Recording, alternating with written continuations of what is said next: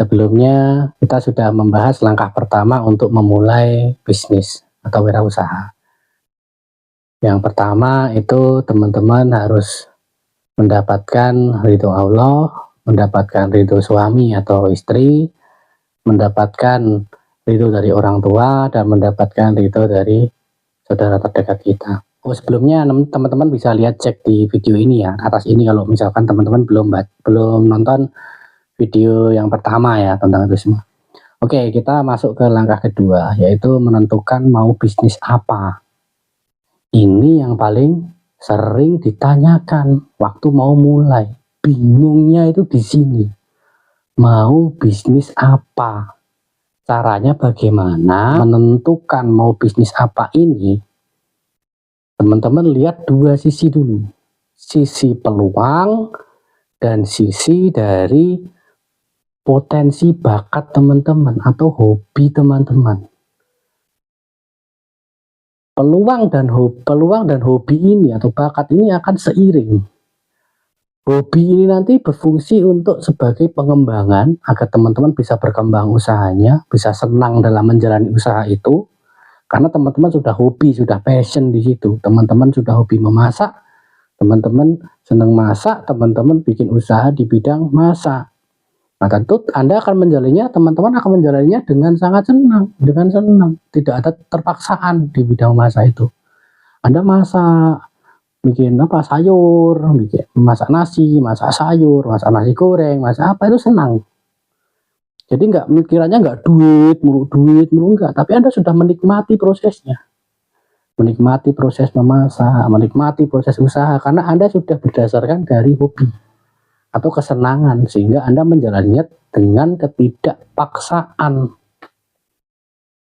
Oke, yang kedua peluang. Nah, ini yang susah. Peluangnya bagaimana ya? Laku nggak ya kayak gini? Aku mau bisnisnya kayak gimana? Aku hobi masak nih, tapi mau jualan apa? Itu pada bingung. Cara bacanya gimana? Kalian pertama tentukan modal. Modalnya berapa? Sesuaikan dengan budget. Jangan over budget.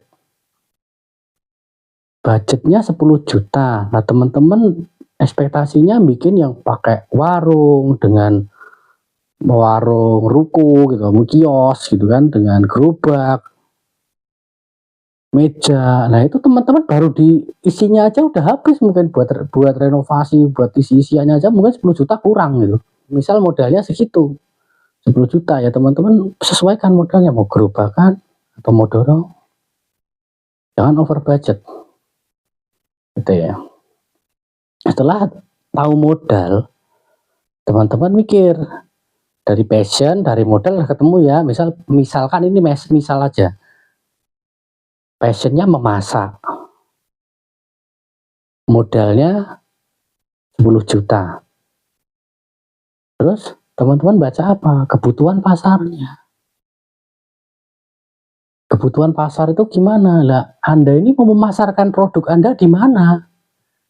Misal Anda mau bikin warung, ya berarti di mana Anda bikin warung? Misal di daerah sini, di daerah A. Lah, Anda bikin warung di daerah A ini, pasarnya gimana?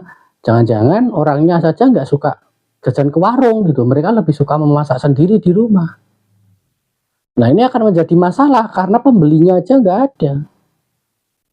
Nah, Anda harus cek kebutuhan pasarnya. Atau kebutuhan pasar tuh warung seperti apa yang diminati? Warung masakan pagi kah? Sarapan? Atau mungkin warung model masakan siang? Mungkin warung sayur? Atau warung ayam? Atau mie ayam? Atau bakso? Atau apa? Nah, ini kalian tentukan kebutuhan pasarnya itu kayak apa. Oh, masyarakat sini tuh kebutuhannya itu biasanya pagi-pagi mereka cari sarapan. Ya udah, teman-teman bikin. Saya sarapan dulu. Oke, bikin warung sarapan gitu, pagi-pagi kayak gitu. Ini dari kebutuhan pasar. Kemudian dari potensi daerahnya. Dari daerah situ tuh ada nggak bahan bakunya? Misal teman-teman mau bikin bubur ayam, ada nggak kelapanya mudah dicari tidak? Terus bumbu-bumbunya mudah dicari tidak? Jangan bumbu-bumbunya sulit dicari dan jenengan nanti repot kalau misalkan sulit dicari. Selanjutnya riset kompetitor. Riset kompetitor ini, nah kompetitor daerah itu gimana? Misal, oh sudah banyak nih, bubur-bubur ayam udah pada beberapa.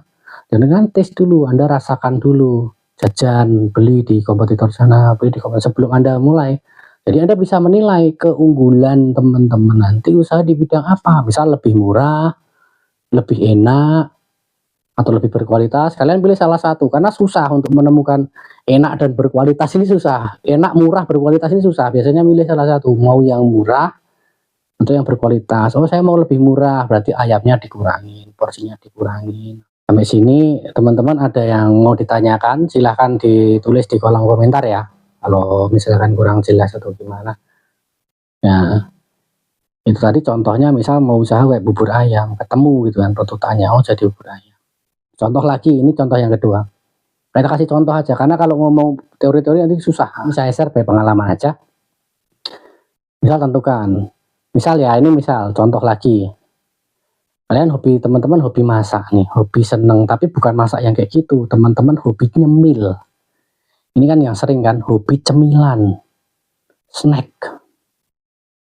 Nah, setelah itu teman-teman hobi nih, karena hobi kan teman-teman sering banget tau ngemil, beli jajan cemilan, cemilan apa, cemil apa, cemil apa, cemilan. Terus teman-teman mau bikin usaha, oke, saya mau bikin usaha tentang cemilan.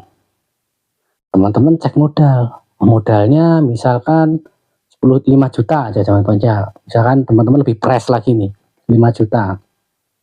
5 juta ini bisa dapat usaha apa aja. Nah, misal konsepnya kalau 5 juta itu oke lah, untuk jual cemilan saya bisa membeli alat press plastik, alat packing, segala macam gitu kan. Alat packingnya misal berapa, 1 juta, untuk modal bahan baku 2 juta. Ya untuk bumbu-bumbu 1 juta lah untuk bahan baku dan bumbu-bumbu misalkan 3 juta, berarti masih ada sisa 1 juta, yaitu untuk dana cadangan.